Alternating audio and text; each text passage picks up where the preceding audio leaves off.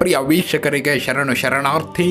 ಇದು ಕ್ರಾಂತಿಯೋಗಿ. ಬಂಧುಗಳೇ, ಭೂಮಿಯನ್ನ ಅಗೆದಷ್ಟು ಆಳ, ಕಲ್ಲಿಂದ ಹಿಡಿದು ಚಿನ್ನ ವಜ್ರದವರೆಗೂ ಎಲ್ಲ ಲೋಹಗಳು ಸಿಗ್ತವೆ.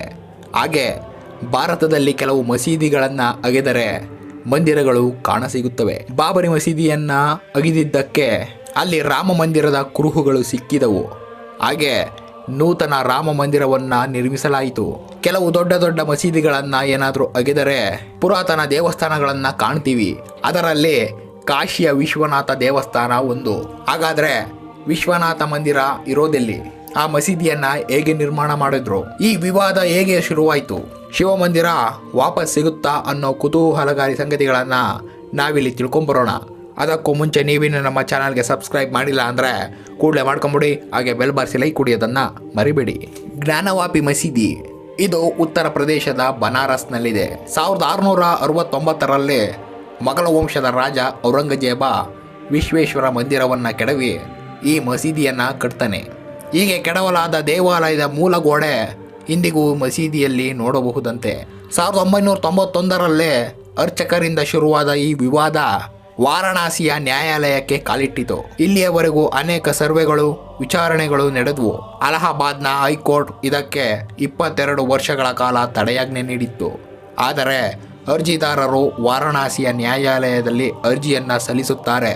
ಭಾರತೀಯ ಪುರಾತತ್ವ ಇಲಾಖೆಗೆ ಇದನ್ನು ವರ್ಗಾಯಿಸಲಾಗುತ್ತೆ. ಅನೇಕ ಅಡೆತಡೆಗಳನ್ನು, ತಡೆಯಾಜ್ಞೆಯನ್ನು ಮುಂದೂಡೋದನ್ನು ಅಲಹಾಬಾದ್ ಹೈಕೋರ್ಟ್ ಮಾಡುತ್ತೆ. ಆದರೆ ಹನುಮಾನ್, ನಂದಿ ಹಾಗೂ ಶೃಂಗಾರ ಗೌರಿ ದೇವತೆಗಳನ್ನು ಪತ್ತೆ ಹಚ್ಚಿದ ಸಮೀಕ್ಷೆ ನೇರ ಸುಪ್ರೀಂ ಕೋರ್ಟ್ಗೆ ಅರ್ಜಿಯನ್ನು ಹಾಕುತ್ತೆ. ಇಲ್ಲಿಂದ ಶುರುವಾಗುತ್ತೆ ಮಸೀದಿಯ ಬಂಡವಾಳ. ಎಎಸ್ಐನ ಸರ್ವೆ ವೇಳೆ ಮಸೀದಿಯಲ್ಲಿ ಲೆಕ್ಕವಿಲ್ಲದಷ್ಟು ಹಿಂದೂ ದೇವರ ಮೂರ್ತಿಗಳು ಪತ್ತೆಯಾಗುತ್ತವೆ.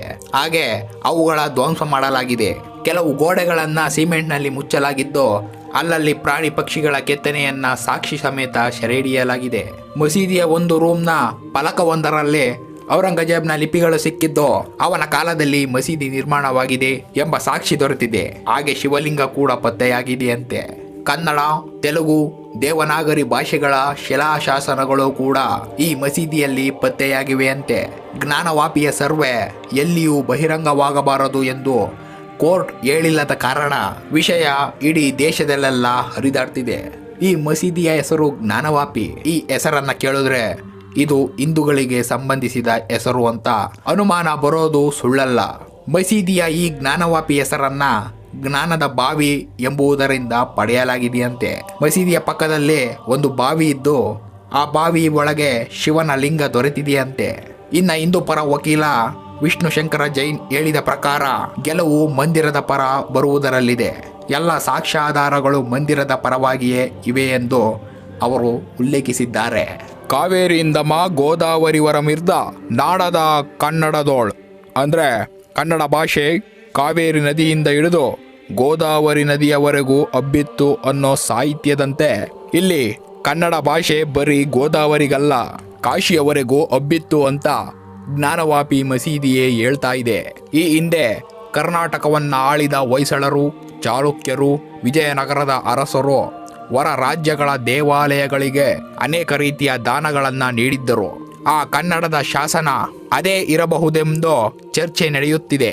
ಸತತ 500 ವರ್ಷಗಳಿಂದಲೂ ನಂದಿ ಶಿವನ ದರ್ಶನಕ್ಕಾಗಿ ಕಾದು ಕುಳಿತಿರುವ ಪ್ರತ್ಯಕ್ಷ ಸಾಕ್ಷಿ ಇದೆ. ಈಗ ಕಾಶಿ ವಿಶ್ವನಾಥನ ದರ್ಶನಕ್ಕೆ ಕಾಲ ಕೂಡಿ ಬಂದಿದೆ ಎಂದು ವಿದ್ವಾಂಸರು ಹೇಳುತ್ತಾರೆ. ಬಂಧುಗಳೇ, ಮುಂದಿನ ಸಂಚಿಕೆಯಲ್ಲಿ ಮತ್ತೊಂದು ಕುತೂಹಲಕಾರಿ ಸಂಗತಿಗಳೊಂದಿಗೆ ಖಂಡಿತ ಬರ್ತೀನಿ. ಲೈಕು, ಶೇರು, ಸಬ್ಸ್ಕ್ರೈಬ್ ಮಾಡ್ತಾ ಇರಿ ಅಂತ ಹೇಳ್ತಾ ಅಲ್ಲಿಯವರೆಗೂ ಕ್ರಾಂತಿಯೋಗಿಯ ಶರಣಾರ್ಥಿಗಳನ್ನು ತಿಳಿಸ್ತಾ ಮತ್ತೆ ಸಿಗೋಣ. ಜೈ ಹಿಂದ್.